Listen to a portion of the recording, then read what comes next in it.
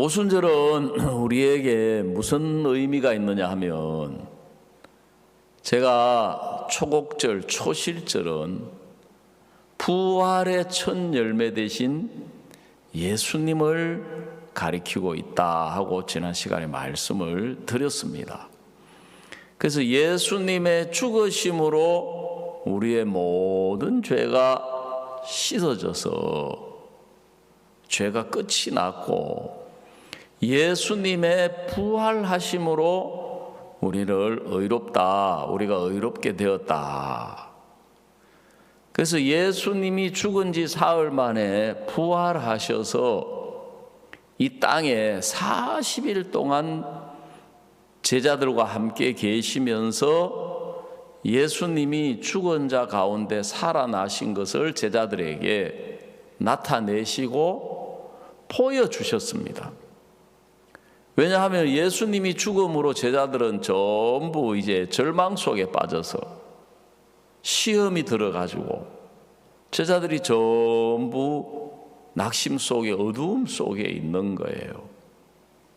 예수님이 살아생전에 내가 죽은 지 사흘 만에 부활할 것이다 하고 이야기를 많이 하셨는데도 사람들의 이 고정관념, 이 강한 관념이라는 게 있어가지고 죽으면 모든 것이 끝이라고 생각을 했기 때문에, 그래서 예수님은 내가 지금 죽은 지 사흘 만에 부활해서 갈릴리로 갈 것이니까 거기서 너희를 만날 것이다까지 이야기를 다 하셨는데도 제자들은 이제 갈릴리로 가야 되는데 갈릴리로 안 가고 어떤 두 명의 제자는 엠마오로, 이제 자기 고향이 엠마오였던가 봐요. 낙심 가운데 막 가고 있는데 예수님이 그들을 찾아가 주셔가지고 예수님이 부활하신 것을 나타내시고 보여주셨어요. 그래가지고 막 제자들이 너무 기뻐가지고 다시 이제 돌아오고, 또 그 여자들도 이제 예수님을 따르는 사람들이 있었어요. 마리아라든지 뭐 막달라 마리아라든지 마르다라든지, 이제 평소에 예수님 생전에 예수님을 따르고 이제 섬기던 여자들이 있었는데, 이 여자들은 이제 예수님이 죽어서 무덤에 장사 지냈기 때문에, 옛날에 이제 유대인들은 그 죽은 사람의 시체를 향품으로, 모략으로 단장을 하는 거예요. 그래가지고 이제 무덤에 간 거예요. 가보니까 예수님이 안 계신 거예요. 왜요? 부활하셔가지고 예수님이 안 계신 거예요. 그래서 거기서 이제 예수님을 만난 거예요. 그래, 이만 놀래가지고 이제 이 여자들이 제자들한테 찾아가가지고 예수님이 부활하셨다, 살아나셨다. 그러니까 좀 우리식으로 말하자면 이 여자들이 어디서 와가지고 정신이 잘못돼가 헛소리 하는 모양이다 싶어가지고 막 베드로하고 제자들이 며칠 가서 무덤에 들여다 보니까 예수님이 없는 거예요. 그러면은 아이고 진짜 부활하셨네, 아이고 할렐루야. 그러면 예수님과 있으라 뭐라 그러지? 살아생전에 내가 갈릴리로 가서 너희를 만나겠다 하니 빨리 갈릴리로 갑시다 그래야 되는데, 그걸 보고도 제자들은 이제 또 물고기 잡으러 가는 거예요. 그래 가가지고 이 사람들이 전직 어부니까 베드로라든지 안드레라든지 야고보나 요한 이런 사람들은 어부 출신이에요. 마태는 세리 출신이고, 누가는 전직 의사예요, 의사. 그래가지고 이제 어부들이니까 가서 이제 물고기 잡으러 가는데 예수님이 찾아오셔서 예수님을 나타내서 부활하신 것을 보여주신 거예요. 그러니까 막 제자들이 얼마나 기쁘겠습니까? 그래 40일 동안 예수님이 부활하신 몸으로 이 땅에 계시면서 제자들에게 예수님을 나타내 보여주셨어요. 그리고 이제 너희는 예루살렘을 떠나지 말고 여기에 모여 있으라. 내가 하나님께서 약속하신, 아버지께서 약속하신 성령을 보내주겠다. 그래서 40일 동안 계시다가 예수님이 하늘나라로 가셨는데 그걸 성천이라 그래요. 그 예수님이 하늘나라로 가신 성천하신 후 10일 뒤에 성령이 제자들에게 이 땅에 내려오신 거예요. 즉 예수님 안에 계셨던 그 하나님의 성령을 그 마가의 다락방에 있던 예수님의 제자들에게 성령을 부어주신 거예요. 그러니까 부활하셔서 첫 열매로, 부활의 첫 열매로 40일 동안 이 땅에 계시다가 열흘 뒤에, 성천하신 지 열흘 뒤에 성령이 오셨으니까 오순, 50일째 되는 해다, 되는 날이다. 50일째 되는, 부활하시고 50일째 되는 그날 제자들에게 이 땅에 성령이 오신 거예요.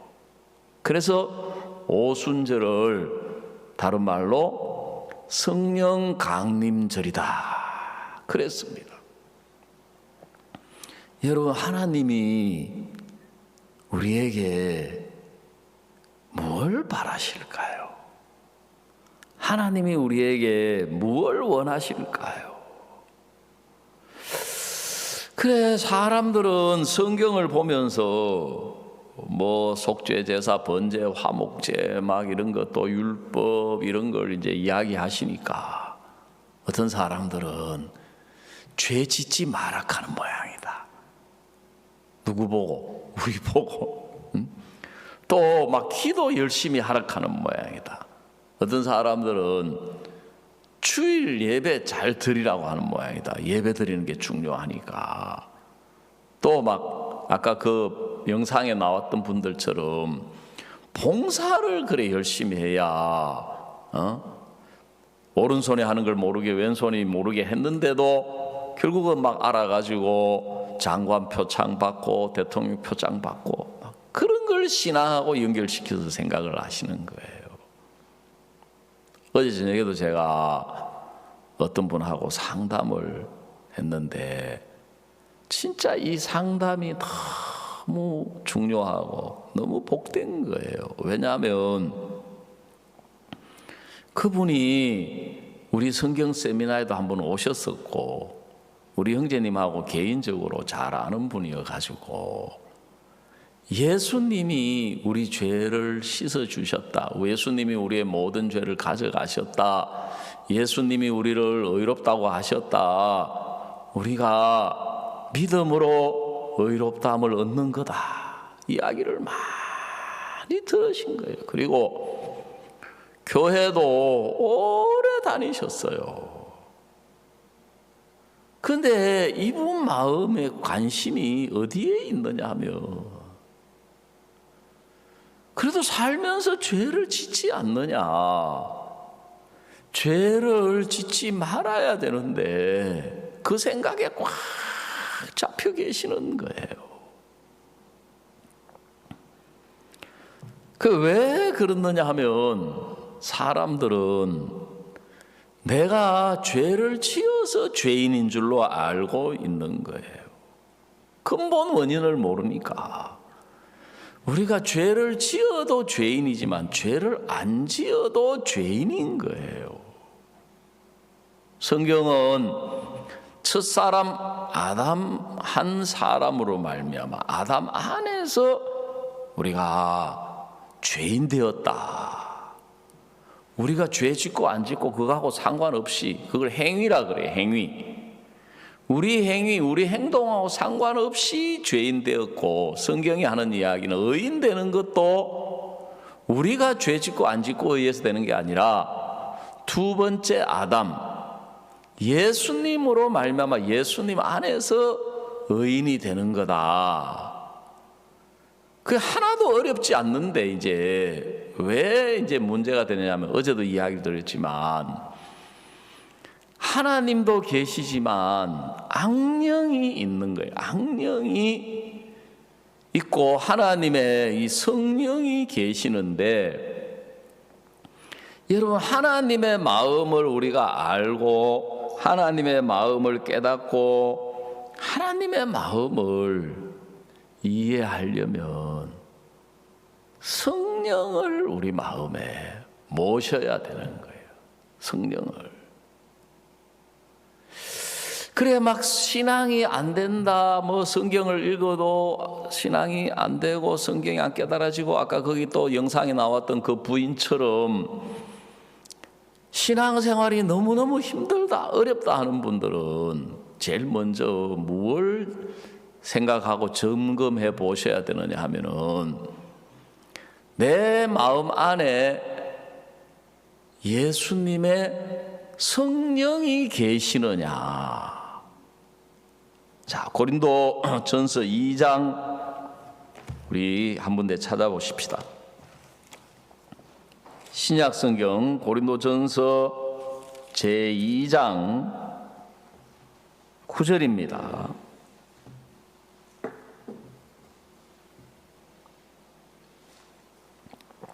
예, 자막에 떠 있으니까 못 찾으시면 자막을 한번 보십시오. 기록된 바 하나님이 자기를 사랑하는 자들을 위하여 예비하신 모든 것은 눈으로 보지 못하고 귀로도 듣지 못하고 사람의 마음으로도 생각지 못하였다 한 것 같으니라. 자, 10절을 우리 한번 같이 읽어보십시다. 시작. 오직 하나님이 성령으로 이것을 우리에게 보이셨으니 성령은 모든 것 곧 하나님의 깊은 것이라도 통달하시느니라. 11절. 사람의 사정을 사람의 속에 있는 영 외에는 누가 알리요? 이와 같이 하나님의 사정도 하나님의 영 외에는 아무도 알지 못하느니라 그랬습니다. 사람의 사정은 사람이 알아주는 것처럼 하나님의 사정, 하나님의 마음, 하나님의 뜻, 그것도 하나님의 영만 알 수 있는 것이지 우리 인간의 머리나 경험이나 지혜나 판단이나 생각으로 알 수가 없는 거예요. 성경은 하나님의 말씀이에요. 그 성경은 여기에 보니까 하나님의 영이 있고 세상의 영이 있는 거예요. 하나님의 영을 성령이라고 이야기하고 세상의 영을 악령이라고 이야기를 해요. 그걸 또 다른 말로 마귀, 사탄이라고 그래요. 사탄. 그래, 우리는 죄송하지만 태어나올 때부터 죄인들은 악령의 지배를 받는 거예요. 악령의 영향을 받고 악령에게 이끌리는 거예요. 그래서 제가 지난 시간에 악령은 사람의 생각을 통해서 역사를 한다. 그래서 내 생각을 지나치게 믿고 고집하면 하나님의 말씀, 내 생각하고 다른 하나님의 말씀을 받아들이기가 어렵다 하고 말씀을 드렸는데, 하나님이 우리에게 원하시는 것은 뭐냐 하면은 죄인된, 죄악된 우리가 수고하고 애쓰고 노력하고 하나님을 잘 섬기기를 원하시는 것이 아니고, 하나님은 우리 인간에게 하나님의 영, 성령을 주시기를 원하시는 거예요. 그 성령을 우리 마음에 주시기를 원하시는 거예요. 그래야 오늘 말씀처럼 하나님의 성령이 우리 마음에 찾아오셔야 우리가 하나님의 마음을 알 수가 있고 이해할 수가 있고 깨달을 수가 있기 때문에, 그때부터 신앙이 쉬워지고 하나님의 은혜, 성령이 하는 일 중에 하나가 뭐냐면은 하나님의 은혜를 깨닫게 하는 일을 하는 거예요.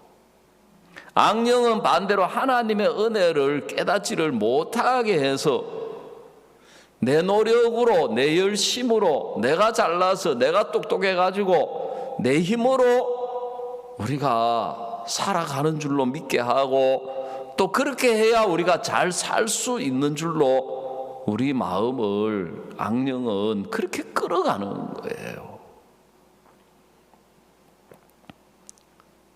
저도 제가 어려서부터 교회를 다녔는데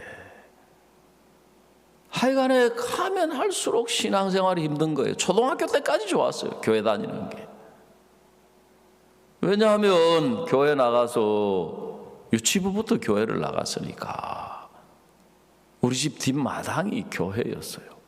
아주 제가 어릴 때부터 늘 교회 마당이 크고 넓고 좋잖아요. 우리 집 마당은 뭐 조그만하니까. 그래 집 모퉁이를 돌아가면은 이제 우리 집 뒤가 이제 우리 마을이 이렇게 비탈진 언덕으로 돼 있어서 이렇게 계단식으로 이제 집들이 이렇게 있는데, 우리 집 나와가지고 이제 모퉁이 돌아가면 바로 뒤에요. 그리고 우리 집하고 또 그 교회 사이에 거기에 지름길이 있어요. 골이 볼볼볼볼 기어서 이제 어리니까 틈새로 올라가면 바로 교회. 그래가지고 이제 교회를 다니기 시작한 거예요. 찬송을 배우고 성경 이야기를 듣고 요절을 외우고. 그 지금도 주일학교 때 배운 노래, 노아 할아버지 배를 만든다, 노아 할아버지 배를 만든다, 높은 산 꼭대기에서 배를 만든다, 앞집에 김서방 뒷집에 박서방 모두 다 반대해도, 그런 노래부터 시작해가지고, 예. 하여간에 그 다음에 이제 요절을 또 외우는 거예요. 요절. 그 한참 기억력 좋을 때니까 요절 외우고 출석하고 그다음에 손 잘 들고 하면은 학용품이 막 나와요. 매월 이제 첫 주에 지난 한 달 동안을 출석하고 요절 이제 이런 걸 해가지고 연필도 주고 지우개도 주고 노트도 주고 칼도 주고. 우리 어머니한테 학용품 조달하는 것보다 훨씬 쉬워요. 왜냐하면 어머니한테 가가지고 엄마 연필 새로 사야 돼, 쓰던 거 가져와 봐라. 그럼 요만큼 남아있잖아요. 빨리 새 연필 사 쓰고 싶은데 요만큼 남아있는데 가져오라 그래가지고 그 어디서 그 볼펜 대롱 있지 않습니까? 그걸 딱 준비해 놨어요. 그걸 끼워가지고 쓰라고 주는 거예요. 이거만큼 남았는데 이거 빨리 새 거 써보고 싶은데 다 따를 때까지. 엄마 노트. 그럼 우리 어머니는 글을 몰라요. 근데 줄이 비어 있으면 안 되는 거예요. 그 하다 보면 이제 줄 남을 수도 있고 한 칸 띄고 하려도 하게 되는데 우리 어머니 안 통해요. 무조건 그걸 다 메꿔야 돼. 하나도 빈칸이 있으면 안 돼. 그래가지고 그 진짜 그 다시 첫 장부터 빈칸 다 메꿔서 가져가서 노트. 그러니까 그거보다는 교회 가면 훨씬 재밌지요. 노래 가르치지요. 재밌는 성경 이야기 해주시지요. 근데 이제 자꾸 교회를 다니니까 죄를 짓지 말라는 거예요. 그리고 하나님 말씀대로 살아야 된다는 거예요. 그래 이제 신앙을 점점 해보니까 내 마음에 죄가 있다는 것을 이제 느끼게 되는 거죠. 또 교회에 나오시는 분들이 죄 짓고 주일날 와서 회개 기도하고 용서 빌고 또 죄 짓고 회개 기도하고 용서 빌고 저도 자연히 이제 그렇게 한 거예요. 근데 제가 이제 19살쯤 고등학교 3학년쯤 됐을 때 신앙이 너무너무 힘든 거예요. 왜냐하면 하나님 말씀대로 내가 살아야 되는 거는 점점 늘어나는데 내가 실제로 그렇게 살고 있는 것들은 못 따라가는 거예요. 그걸 보고 옛 사람이 말하기를 뱁새가 황새를 따라가려고 하니까 가랭이가 찢어질더라. 그게 제 심정이었어요. 그런 문제를 가지고 상담을 해도 속 시원하게 네가 지금 사춘기라서 그렇다. 더 열심히 해라. 더 노력해라. 네가 이 고비를 넘기면 훌륭한 믿음의 사람이 된다 그러는데 제가 그것만 할 수 없잖아요. 또 제 인생의 무게도 쉽지 않는 거예요. 왜냐하면 이게 내가 하는 일이 잘 안 되는 거예요. 공고를 갔는데 집이 어려워가지고 계속 자격증 시험에 떨어지는 거예요. 그러니까 신앙의 짐도 무겁지요. 인생의 짐도 무겁지요. 그 다음에 이제 교회에서 듣는 이야기들이 이제 들으면서 나이가 들어가니까 이제 생각이 있으니까 이게 모순되는 게 자꾸 생기는 거예요. 성경 말씀을 들을 때. 그래 이제 예를 들어 가지고 장로교에서는 켈빈의 예정론이라고 하고 택정설이라고 하는 게 있는데 이제 말씀을 들어보니까 하나님이 택한 사람이 있는데 택한 사람은 뭐 어디 가서 뭘 어떻게 살더라도 결국은 하나님께 돌아오게 돼 있다. 근데 하나님께 택하지 않는 사람은 뭐 아무리 기도를 해도 안 되고 연보를 해도 안 되고 뭐 봉사를 해도 그 사람은 결국 버림받는다. 그거 당장에 이제 생각이 되는 거예요. 그럼 나는 과연 택한 백성이냐 아니냐. 그래서 제가 상담을 해서 전사님 저는 택한 백성이에요. 택한 백성 아니에요. 야 네가 택한 백성이지. 그거 어떻게 알 수 있어요? 야 그러니까 네가 교회도 나오고 주일도 지키고 기도하고 찬송 부르고 이게 논리적으로는 이게 안 맞는 거예요. 또 성경도 읽어보니까 성경책도 그때 귀해가지고 이런 성경책이 아니에요. 쪽성경이라고 해가지고 마태복음, 마가복음, 누가복음, 요한복음 이런 식으로 딱 한 권씩 이제 원래 이 자체가 성경이 66권을 모아놓은 거거든요. 이해도 안 가고 그래서 아무래도 나는 택한 백성이 아닌가 보다. 죄의 짐도 무겁지요. 인생의 짐도 무겁지요. 신앙도 이해가 안 가는 게 진짜 점점 많아지지요. 또 이제 문제는 뭐냐 하면은 우리 집은 유교적인 유교. 우리 아버지는 조상, 제사, 족보, 뭐 양반 쌍놈. 그게 늘 아버지하고 이제 갈등이 있는 거예요. 그런 문제에 대해서. 제가 장남, 장손이기 때문에. 야, 내가 언제까지 신앙할 수 있겠나. 내가 지금 학생인데도 이런데 앞으로 사회에 나가면 더 많은 죄의 유혹이라든지 더 많은 술, 담배 뭐 이런 유혹 사생활들을 그래서 그런데 이제 교회를 안 다닐 수도 없고 고3 때 이제 그때가 제가 19살 1977년이었습니다. 봄이었어요. 지금도 제가 기억을 해요. 4월 첫 주인데 지금 울산에 있는 김준규 형제라고 제 친구예요. 같은 반, 같은 과. 그 저를 이제 우리 교회로 인도한 거예요. 그래 그 전까지 저는 장로교회 말고는 다른 교회를 간다는 생각 자체를 해본 적이 없었던 거예요. 왜? 하도 교회에서 또 특히 장로님이 장로교 말고는 다 이단이라는 거예요. 아까 그분도 뭐 어디 감리교일 거예요. 막 충청도는 주로 감리교거든. 또 그 동네는 감리교 말고는 또 다 이단이라 하거든요. 장로님이 저를 참 사랑해 주셔가지고 늘 자주 이야기를 한 거예요. 뼛속까지 장로교 말고는 이단이다.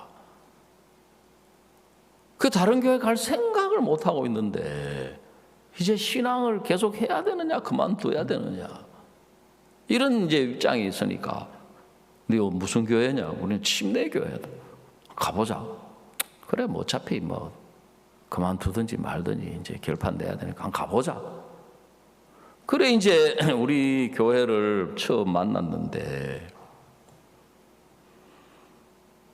예배를 마치고 나니까 다들 돌아가지를 않는 거예요. 부인들은 부인들끼리, 청년들은 청년들끼리, 또 몇 사람 안 되지만 장년들은 장년들끼리. 저는 이제 처음 예배 참석했기 때문에 좀 어색하잖아요. 그걸 뭐라 그래요? 뻘쭘하다 하잖아요. 머뭇거리고 있는데 방금 말씀 전하신 목사님이 저한테로 쭉 찾아오시더니만은 학생 나하고 교제 좀 하세요. 그렇지 않아도 지금 이 교회가 쓰는 용어들이 제가 듣지 못한 용어들을 많이 쓰고 있어가지고 소위 말해 지금 문화 충격을 받고 있는데 교제 좀 하세요. 교제? 띵! 왜? 제 머릿속에 들어있는 관념은 교제는 남자하고 여자 처녀 총각이 서로 사귀는 건데 연애하는 건데 목사님이 저한테 오셔가지고 교제하자 하니까는 제가 어떻게 해야 될 줄을 모르겠는 거예요.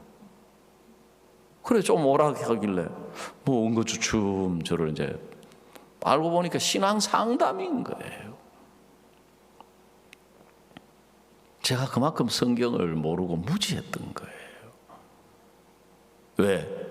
성경을 덮어놓고 믿어야 된다 해서 덮어놓고 교회만 다녔기 때문에 성경을 또 펴도 어렵고 이해도 안 가고 그래서 제가 이제 제 신앙 이야기를 한 3, 40분을 쭉 했는데 목사님이 학생은 마음에 예수님이 안 계신다는 거예요. 이야, 좀 그것도 충격이에요. 제가 19살 때까지 교회를 다녔는데 내 마음에 예수님이 안 계신다. 목사님 저 예수님 믿는데요. 지옥 천국도 믿고요. 하나님 살아계신 거 믿고요. 하나님이 천지 창조한 것도 믿고요. 막 목사님이 뭐라고 이야기하시느냐 하면 예수님은 이제 우리 죄를 위하여 십자가에 못 박혀 피 흘려 죽어주시고 부활하셔서 성천에서 이 땅에 안 계시는데 예수님이 하늘나라 가셔서 우리에게 성령을 보내주셨다. 예수님의 성령을. 그래서 예수님이 그 성령으로 우리 마음에 계셔야 되는데 학생은 마음에 죄가 있기 때문에 죄가 있는 사람 마음에는 성령이 들어가실 수가 없다. 죄가 있는 사람 마음은 성령을 받아들일 수가 없다. 왜냐하면 성령은 하나님의 거룩한 영이기 때문에 죄가 없는 거룩한 사람의 마음이라야 성령을 받아들일 수 있다. 그러면서 이제 사도행전 말씀을 펴가지고 하나하나 말씀해 주시는 거예요. 자, 사도행전 2장 38절 신약성경 사도행전 제2장 38절입니다. 베드로가 가로되 너희가 회개하여 각각 예수 그리스도의 이름으로 세례를 받고 죄 사함을 얻어라. 그리하면 성령을 선물로 받으리니. 여기 보면 너희가 회개하여 각각 예수 그리스도의 이름으로 세례를 받고 무엇을 얻어라? 죄 사함을 얻어라. 그리하면 성령을 어떻게 주신다고요? 선물로 주신다. 선물은 값없이 대가 없이 그냥 주신다. 그래 제가 이제 상담을 통해서 뭐 여러 가지 내 생각하고 막 다른 부분들이 부딪히는 부분들이 이제 많이 있었는데 제가 하나 부인할 수 없는 사실이 내 마음에 죄가 있는 거는 너무 확실한 사실인 거예요. 늘 죄짓고 회개 기도하고 용서 빌고 교회 나가서 신앙생활하는데 제일 중요하게 여기는 게 그거예요. 매 주마다 가서 용서를 빌고 달마다 가서 용서를 빌고 12월 31일 마지막 예배 드리는 송구 영신 예배, 송구 영신 예배, 지난 해를 보내고 새해를 맞이하는 예배 때는 1년 동안 지은 죄를 용서해달라고 회개기도 하고, 혹시 빠질까 싶어가지고 기억나는 죄 안 나는 죄, 내가 아는 죄 모르는 죄까지도 다 용서해달라고 빌고 내년에는 새 마음과 새 뜻으로 신앙하겠습니다. 그게 반복인 거예요. 반복. 그렇지. 성령, 예수님의 영은 거룩한 영이기 때문에 죄가 있는 마음에는 들어올 수가 없구나. 내 마음에 성령이 안 계시니까 내가 지금까지 신앙을 하면 할수록 더 어렵게 느껴지고 이해가 안 가는 게 많고 점점 더 오리무중. 그래 제가 이제 상담을 통해서 예수님이 내 죄를 영원히 씻으신 것을 알게 됐어요. 히브리서 9장 12절에 염소와 송아지의 피로 아니하고 오직 자기 피로 영원한 속죄를 이루사. 예수님이 죽으신 죽음은 내가 생각하는 것처럼 과거 죄는 씻었고 미래의 죄는 남아있는 게 아니구나. 원죄는 가져가고 자범죄는 남아있는 게 아니구나. 여러분, 성령이 우리에게 뭘 이야기하시느냐 하면 악령이 하는 이야기가 있고 성령이 하는 이야기가 있어요. 히브리서 10장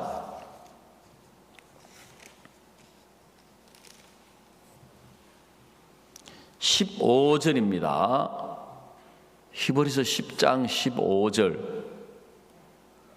또한 성령이 우리에게 증거하시되, 자, 성령이 뭐라고 이야기를 하시느냐 하면은 주께서 가라사대 그날 후로는 저희와 세울 언약이 이것이라 하시고 내 법을 저희 마음에 두고 저희 생각에 기록하리라 하신 후에, 자, 17절을 우리 한번 다 같이 읽어보십시다. 시작. 저희 죄와 저희 불법을 내가 다시 기억지 아니하리라 하셨으니, 18절. 이것을 사하셨은즉 다시 죄를 위하여 제사드릴 것이 없느니라 그랬습니다. 여러분, 하나님은 성령을 우리에게 주실 수가 없었습니다. 왜? 우리가 죄를 가지고 있기 때문에. 성령은 죄가 있는 사람의 마음에 들어가실 수가 없었어요. 구약에 보면 하나님의 성령이 계시는 집을 성전이라 그래요. 성전. 그래서 하나님과 연관 있는 단어에는 전부 성자가 붙어요. 성부, 거룩한 아버지, 성자, 거룩한 아들, 성령, 거룩한 영, 성전, 거룩한 집, 성도, 거룩한 사람들. 그 하나님의 영은 하나님도 거룩하시고 성령도 거룩하신 분이기 때문에 앞에서도 이야기를 드렸지만 하나님은 우리에게 성령을 주시고 싶은 거예요. 왜? 하나님의 성령이 우리 마음에 찾아오셔야 우리가 하나님의 마음을 이해하고 하나님의, 마치 뭐 꼭 비유가 좀 그렇지만 핸드폰이 있어야 핸드폰을 통해서 내가 딸하고도 통화할 수 있고 아들하고도 통화할 수 있고 며느리하고도 통화할 수 있고 손자하고도 통화할 수 있고 손녀하고도 통화할 수 있는 거예요. 핸드폰이 없으면 이 목소리 가지고 미국에 있는 아들하고 할 수가 없잖아요. 그런 것처럼 하나님의 성령이 우리 마음에 계셔야 성령이 하나님의 마음을 알 수 있도록 깨우쳐 주셔서 하나님하고 우리하고 쉽게 말하면 소통이 되는 거예요. 마음으로 하나님의 마음을 알게 되고 깨닫게 되고 그 하나님의 마음을 알아야 믿음이 생기는 거예요. 그래, 그런 일을 내가 내 머리로 이 성경을 깨닫는 게 아니고 내가 믿으려고 애를 써서 되는 것이 아니라 우리 마음에 성령이 오셔서 성령이 깨우쳐 주시고 믿을 수 있도록 해주시고 하나님의 마음을 알 수 있도록 해주시고 하나님의 은혜로 복 받는다는 것을 깨우쳐 주시는 일을 성령이 하시는 거예요. 그래서 하나님의 마음은 성경에도 나와 있어요. 내가 제사와 예물을 원치 않는다. 오히려 하나님은 성령을 주시기를 원하시는 거예요. 그런데 우리가 죄가 있으니까 성령을 주실 수가 없어서 성령을 주시기 전에 먼저 하나님의 아들 예수님을 보내신 거예요. 그래서 예수님이 세상 죄를 짊어지고 우리의 모든 죄를 짊어지고 십자가에 못 박혀 피 흘려 죽으심으로 우리의 모든 죄를 다 씻으셨다. 우리의 모든 죄를 다 씻으셨다. 그래서 그걸 굳이 이야기하자면 현재, 과거, 미래 죄, 모든 죄, 그러면 원죄든지 자범죄든지 모든 죄를 조금이라도 남겨두면 그 죄를 안 씻은 거나 똑같은 거예요.